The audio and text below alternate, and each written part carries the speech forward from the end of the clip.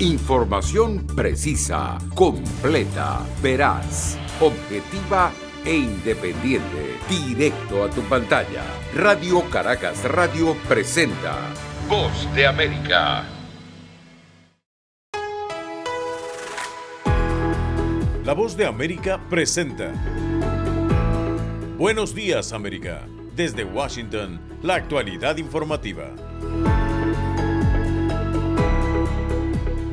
El secretario de Estado de Estados Unidos, Antony Blinken, prepara un histórico viaje a China, aunque las expectativas son bajas. El Congreso inicia hoy audiencias en la investigación de fraude por millones de dólares en la ayuda federal por el COVID-19. Y Estados Unidos acusa a Rusia de violar las determinaciones del Tratado START de control de armas nucleares entre ambas naciones. Hoy es miércoles 1 de febrero de 2023. Soy Yoconda Tapia y junto a Héctor Contreras les damos la más cordial bienvenida. Aquí comienza nuestra emisión de Buenos Días, América.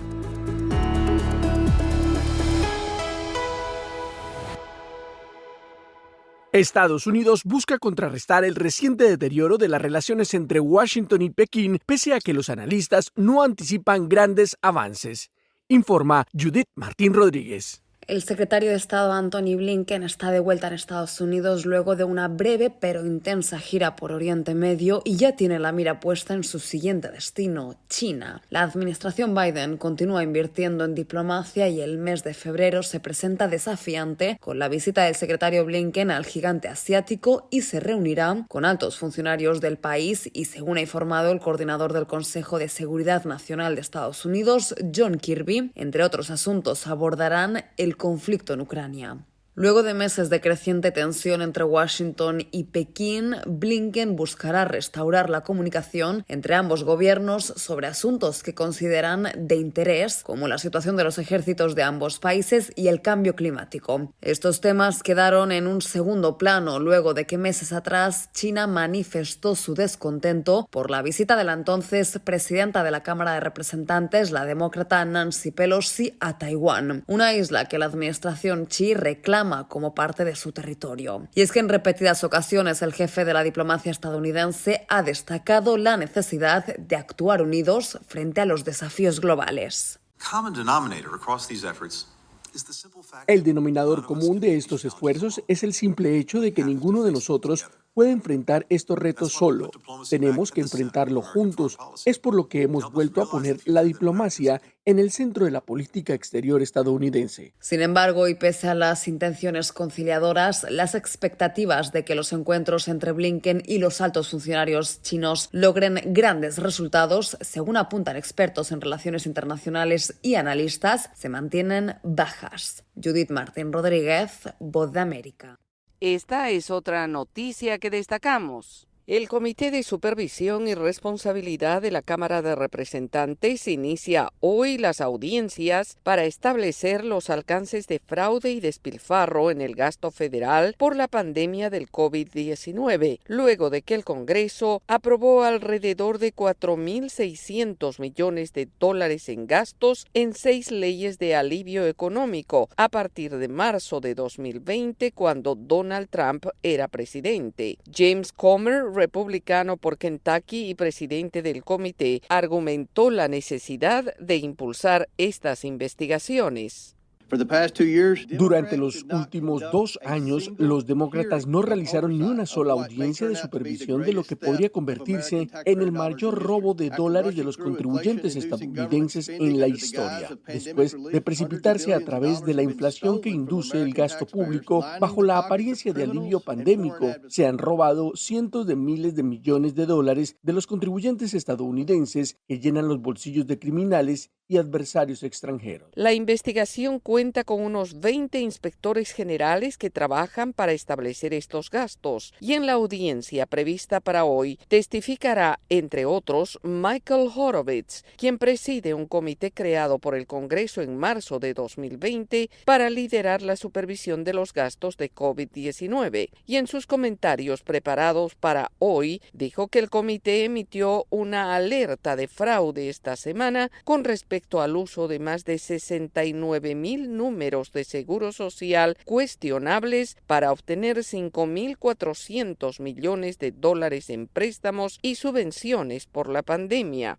En otra información, la difícil situación que atraviesan las relaciones entre Estados Unidos y Rusia luego de que comenzara la guerra en Ucrania podría poner en riesgo un acuerdo de control de armas nucleares entre las dos naciones firmado en 2011. Una situación que se ha visto agravada durante los últimos días luego de que el Kremlin se negara a permitir actividades de inspección en su territorio. La violación del tratado START podría significar un duro golpe para la seguridad mundial y algunos especialistas consideran que el acuerdo es el último gran pilar del control de armas nucleares entre los dos países después de la Guerra Fría. Estados Unidos y Rusia actualmente poseen en conjunto cerca del 90% de las ojivas nucleares del mundo. La más reciente prórroga del tratado START le da validez hasta 2026 y limita la cantidad de ojivas nucleares estratégicas que estas dos naciones pueden desplegar, así como la cantidad de misiles terrestres, submarinos y bombarderos para lanzarlas. Un portavoz del Departamento de Estado de los Estados Unidos dijo a la agencia de noticias Reuters textualmente: la negativa de Rusia a facilitar las actividades de inspección impide que Estados Unidos ejerza derechos importantes en virtud del tratado y amenaza la viabilidad del control de armas nucleares entre Estados Unidos y Rusia. El funcionario agregó que el nuevo tratado START sigue siendo de interés para la seguridad nacional de Estados Unidos. Las conversaciones para un nuevo tratado nuclear entre ambas naciones debió realizarse a finales de 2022 en Egipto, pero la situación política actual y la guerra en Ucrania obligó a que la reunión fuera pospuesta sin fecha definida. Sintonizan Buenos Días América, un programa de La Voz de América. Y seguimos informando. Un pronunciamiento de varias comunidades latinoamericanas respalda el programa de ingresos temporales humanitarios, mientras más de 20 estados con control republicano interpusieron una demanda que busca detener esa iniciativa de la Casa Blanca. Divalicet Cash tiene el informe. Mi esposo y yo hemos patrocinado 20 personas con el paro humanitario. María Antonieta Díaz es una activista de la diáspora venezolana que participa en un programa del gobierno del presidente demócrata Joe Biden que concede visados humanitarios temporales a personas naturales de Cuba, Venezuela, Nicaragua y Haití. Díaz asegura que busca promover la reunificación de familias en Estados Unidos. Es una forma segura y estructurada para que la sociedad civil organizada pueda participar apoyando a personas que están en búsqueda de protección para sus vidas y una oportunidad de mejorarlas. La mayoría son autosuficientes porque tienen a alguien que los reciba, no van a un refugio, no están usando fondos del gobierno. Una veintena de estados republicanos acudieron a la vía judicial con la meta de detener el programa. Alegan que el gobierno federal excede su autoridad al conceder esos ingresos y que la llegada de miles de migrantes representa una carga a lugares ya sobrecargados, a lo que la fundadora del Venezuelan American Caucus responde. Desde el punto de vista económico, para los estados y para el gobierno federal, va mucho más allá de pagar taxes y de la legalidad per se. Están ocupando puestos de trabajo que están vacantes y que los ciudadanos que estamos ya en este país no los estamos ocupando. El grupo de activistas que celebraron la conferencia de prensa recomendaron a los interesados continuar con el proceso sin prisa ni pausa porque el programa humanitario podría quedar en un limbo jurídico parecido a DACA. Divalicet Cash, Voz de América, Washington. Y ahora, en Buenos Días América, nos vamos a la sala de redacción de La Voz de América. El doctor Jarbas Barbosa, experto brasileño en salud, es el nuevo director de la Organización Panamericana de la Salud en un momento crucial luego de la pandemia del COVID-19. Esta es una actualización de nuestra sala de redacción.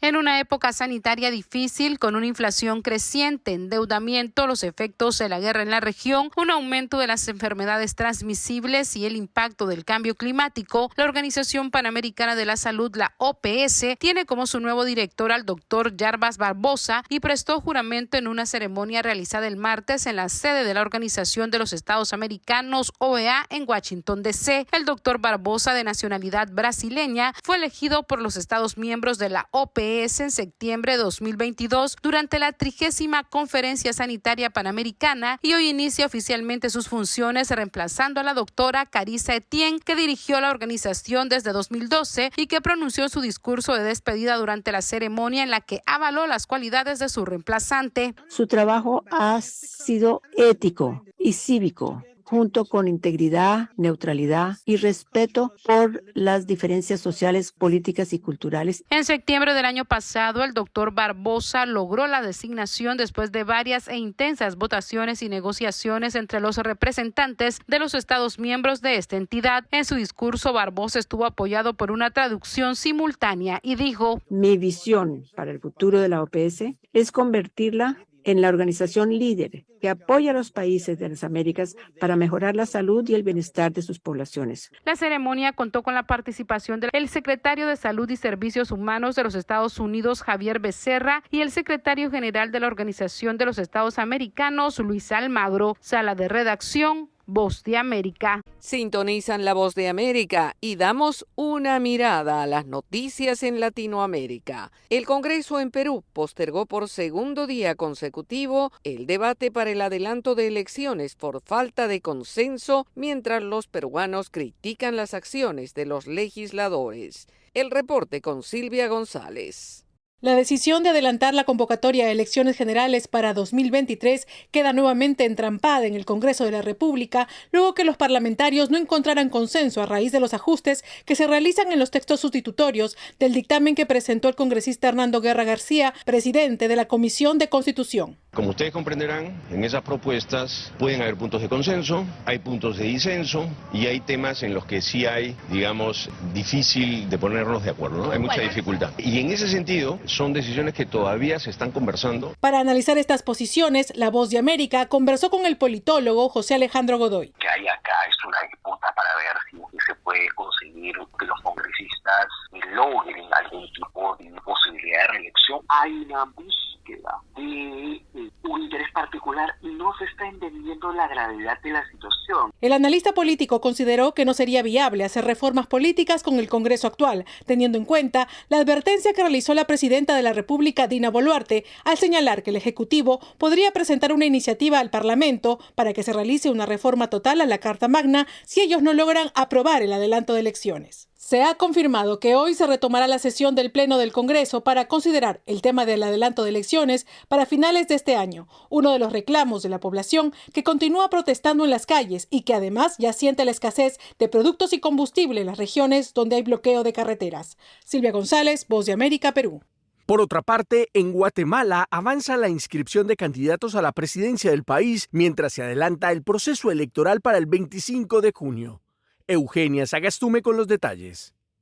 Guatemala vive la primera fase del proceso electoral que incluye la inscripción de candidatos y según el reporte del Tribunal Supremo Electoral, a la fecha se han recibido 12 expedientes de binomios presidenciales y 10 partidos han sido notificados con el aval del organismo electoral. Sin embargo, se han presentado 3 impugnaciones, como explica el portavoz del ente electoral, Luis Gerardo Ramírez. El partido Cabal presentó contra la coalición Valor Unionista, el partido Todos contra el partido político UNE y una persona particular presentó contra el partido político Cabal. El portavoz Ramírez agregó que estos recursos de nulidad deben ser analizados por los magistrados en un plazo de 3 a 5 días. Tienen que ser presentados en el lugar en donde se realizó la inscripción. Posteriormente, ellos lo elevan al Pleno de Magistrados como autoridad superior para que conozcan y resuelvan. En tanto, los candidatos que fueron impugnados esperan una resolución favorable, como afirma Edmond Mulet, candidato del partido Cabal. Estamos seguros de que será rechazada esa impugnación por el TSE y que estaremos inscritos y listos para participar en la contienda electoral. Asimismo, la candidata Suri Ríos de la coalición Valor Unionista dijo que confía en el análisis del Tribunal Supremo Electoral. El Tribunal Supremo Electoral está compuesto por autoridades que realmente son responsables. Por su parte, el partido Movimiento para la Liberación de los Pueblos presentó un recurso de nulidad para revertir la resolución del Tribunal Supremo Electoral que rechazó su inscripción. Eugenia Sagastume, Voz de América, Guatemala.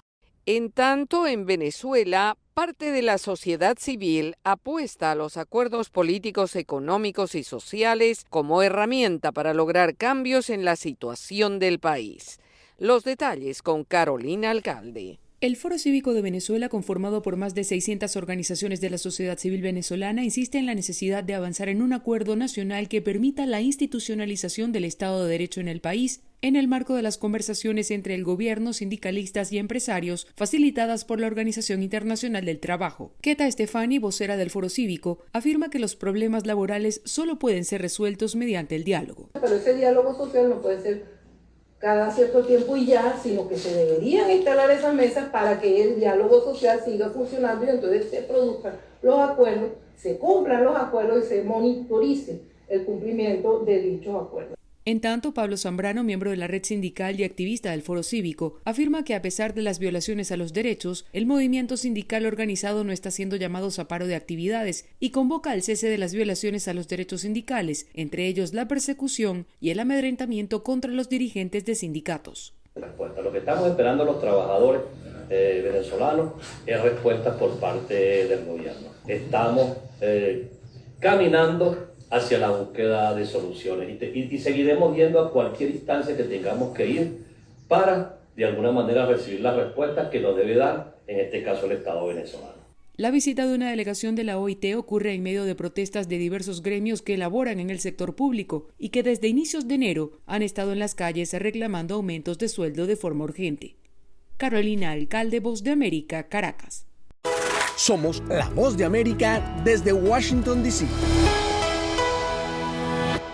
Somos la Voz de América y las noticias continúan. La lepra es una enfermedad milenaria que aún en nuestra época causa temor. Autoridades sanitarias reconocen sentir alarma por este padecimiento que tiene un inicio imperceptible y que es aterrante al final. Natalie Salas Guaitero aborda este tema. De seguro cuando escucha la palabra lepra, su pensamiento se remonta a textos de antiguas civilizaciones. Y no está tan equivocado, porque esta enfermedad ronda entre nosotros desde el año 600 a.C. Una enfermedad muy antigua que sale incluso reseñada en la Biblia, como nos cuenta el doctor Rafael Orihuela, médico experto en salud pública. Básicamente es una enfermedad que se asoció en la Biblia con el incumplimiento, digamos, de deberes frente a la iglesia, y esto generó una suerte de castigo divino a aquel que le daba lepra. En palabras sencillas, la lepra, también conocida como enfermedad de Hansen, dio a conocer sus primeros casos en la India, pero no fue sino hasta 1873 que el médico noruego Gerhard Hansen descubrió el bacilo Mycobacterium leprae, una patología infecciosa crónica que se multiplica lentamente. De hecho, el periodo de incubación es de 5 años en promedio. Dice el doctor Santiago Nichols, asesor regional para enfermedades desatendidas y lepra de la Organización Panamericana de la Salud, que su estudio no se ha impulsado en los últimos años, como sí ha ocurrido con otras enfermedades. No hay mucha inversión en lo que es investigación y desarrollo de medicamentos, de vacunas, de pruebas diagnósticas. En 2020, la Organización Mundial de la Salud registró más de 120.000 casos de lepra en 139 países.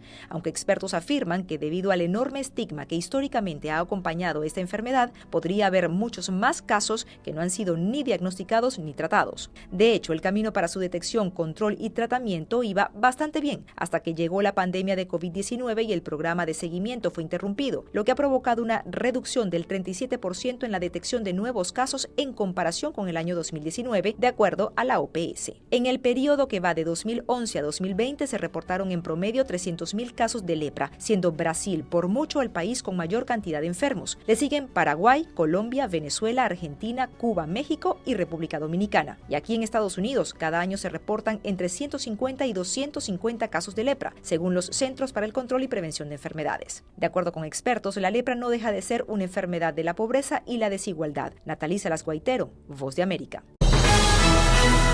Momento deportivo en la Voz de América. Les informa Henry Llanos. En el baloncesto profesional de Estados Unidos, LeBron James será pronto el máximo anotador en la historia de la NBA, aunque nunca se lo haya propuesto. Es también uno de los mejores en el rubro de asistencias y combinados. Esos dos aspectos son posiblemente las mejores de la historia. De hecho, la unión de las dos estadísticas es lo que más lo enorgullece. No llegué a estas alturas de mi carrera pensando en récords o en cuántos puntos iba a anotar. Simplemente juego del modo correcto, enfatizó James. Mi postura en el partido de cada noche solo es la de ser una triple amenaza con puntos, rebotes y asistencias. También quiero defender y quizás con eso las cosas resulten. James se aproximó a 89 puntos de romper el récord y se colocó en el cuarto lugar de la lista de más asistencias en la historia. El duelo de los Lakers de Los Ángeles, que ganaron el martes 129-123 a los Knicks de Nueva York. En el fútbol americano, Sean Payton será el nuevo entrenador de los Broncos de Denver, que llegaron a un acuerdo con los Saints de Nueva Orleans, con quienes el estratega tenía un contrato vigente, según se dijo. La persona que habló con la prensa a condición de permanecer en anonimato dijo que los Broncos cederían a Nueva Orleans una selección de primera ronda del draft en la 29ª general. Los Saints recibirán a futuro otra selección de segunda ronda. Denver obtendrá una selección de tercera ronda. Payton seguía atado por contrato a Nueva Orleans, pese a que había renunciado al puesto la temporada pasada y trabajó como comentarista televisivo en la presente campaña. Henry Llanos, Voz de América, Washington. Alec Baldwin y Hannah Gutiérrez Reed, ella responsable de las armas en el set de filmación, fueron acusados el martes de homicidio involuntario por el incidente en el que murió la directora de fotografía Halyna Hutchins mientras se filmaba el western Rust en 2021. El 19 de enero, la fiscal de distrito Mary Carmack en el estado de Nuevo México anunció que presentaría pruebas según las cuales el actor y productor mostró, citamos, un desprecio criminal por la seguridad cuando un revólver con el que estaba ensayando disparó una bala real que dio muerte a Hutchins. Alec Baldwin, protagonista de la serie televisiva 30 Rock, ha argumentado que nunca apretó el gatillo y que le correspondía a Gutiérrez Reed y otros profesionales asegurarse de que la arma estuviese descargada. La acusación más grave, que conlleva 5 años de prisión, requeriría que los fiscales convencieran a un jurado de que Baldwin no solo fue negligente, sino imprudente en el uso de un arma de fuego. La cadena NBC rendirá homenaje a Carol Burnett con el programa Carol Burnett 90 Years of Laughter Love, un especial de 2 horas que celebra el cumpleaños 90 de la comediante. El especial se filmará en los estudios de Avalon Hollywood en Los Ángeles y se transmitirá el 26 de abril y al día siguiente por el servicio de streaming Peacock de la NBC. Carol Burnett 90 Years of Laughter Love recordará algunos de los momentos más memorables de la legendaria carrera de la comediante, desde su debut en Broadway en Once Upon a Mattress, su papel como Miss Hannigan en Annie y su aclamada serie de sketches en The Carol Burnett Show, que estuvo al aire 11 temporadas en CBS. En el programa participarán Bernadette Peters, Billy Porter, Katy Perry, Cher, Ellen DeGeneres, Julie Andrews, Kristen Wiig, Laura Dern, Lily Tomlin, Marisa Tomei, Sofía Vergara, Steve Carell y Vicki Lawrence. Lisa Loren, la primera actriz en haber interpretado a Wednesday Addams en una adaptación de la familia Addams, Los Locos Addams, falleció esta semana de un derrame cerebral a los 64 años. La carrera de Lisa Loren, que nació en las Islas Marshall, comenzó a la edad de 3 años con un episodio en El Dr. Kildare y al año siguiente, a mediados de la década de los 60, comenzó en Los Locos Addams. Luego estuvo en comedias televisivas, posteriormente en el papel de Cricket Montgomery en la telenovela de CBS As the World Turns y también en películas de terror. Hoy, 1 de febrero, esta emisora, La Voz de los Estados Unidos de América, cumple sus primeros 81 años transmitiendo noticias, música y cultura. La VOA comenzó como una respuesta a la propaganda nazi y tras el ataque a Pearl Harbor. Al principio transmitió por radio de onda corta y onda media, décadas después por radio satelital y televisión y en la actualidad en multimedia. Y es todo por el momento. Desde la capital estadounidense les habló Alejandro Escalona. Será hasta mañana.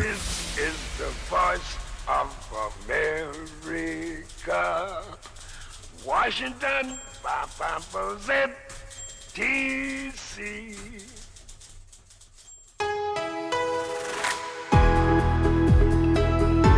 Y así llegamos al final de Buenos Días América. Soy Yoconda Tapia y les agradezco el privilegio de la sintonía.